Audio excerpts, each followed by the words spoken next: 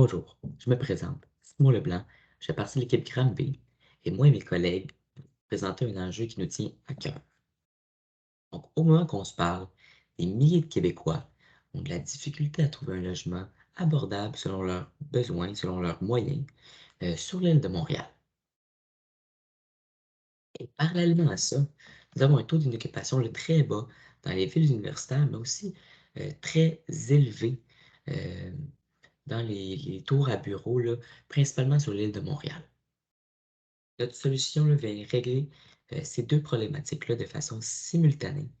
On veut transformer ces espaces de bureaux inoccupés en logements abordables pour les étudiants.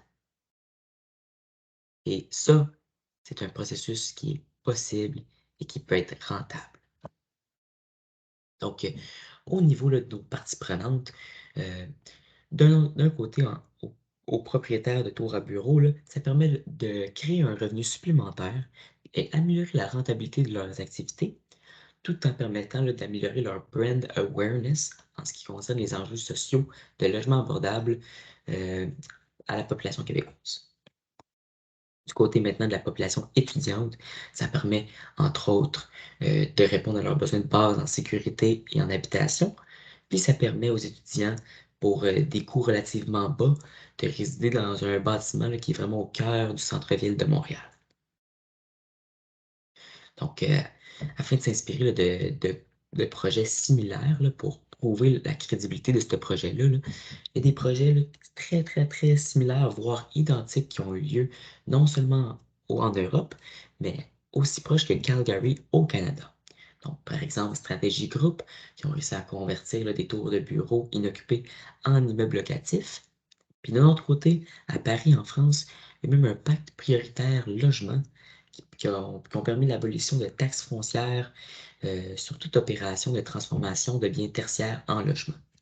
Il y a donc une série d'appels là, pour réinventer le logement à Paris, dont plus de 800 000 mètres carrés de bureaux ont été transformés en logements, euh, non seulement pour les étudiants, là, mais pour la population là, francophone. Donc, par exemple, la photo qu'on voit juste ici, dont un immeuble a été transformé en 248, excusez-moi, 288 logements à Paris.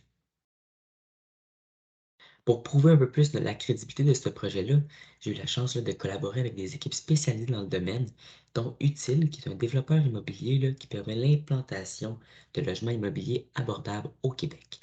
Grâce à cette belle discussion avec eux, ils nous ont fait comprendre là, que oui, c'est possible la transformation des tours en bureaux en espaces de logement abordable pour notre public cible, c'est-à-dire les étudiants. Mais il y a plusieurs là, euh, problématiques ou régulations là, et coûts reliés à ça. Donc, il y a des difficultés reliées au projet, mais c'est tout de même possible. Il va toutefois falloir là, l'aide de régulation avec la ville. Donc, ça, c'est un des aspects qu'on va devoir travailler pour rendre les coûts reliés à ça là, le plus bas possible pour inciter les entreprises et les propriétaires de tours là, à y aller de l'avant avec ce projet-là. Il va aussi là, falloir euh, avoir de bonnes relations avec des sites web puis des projets en ligne là, comme Marketplace, Kijiji ou même Centris pour pouvoir mettre à l'avant là, ces logements-là et les offrir à la population de la manière la plus visible.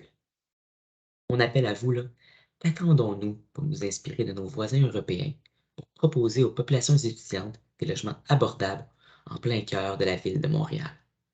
Merci.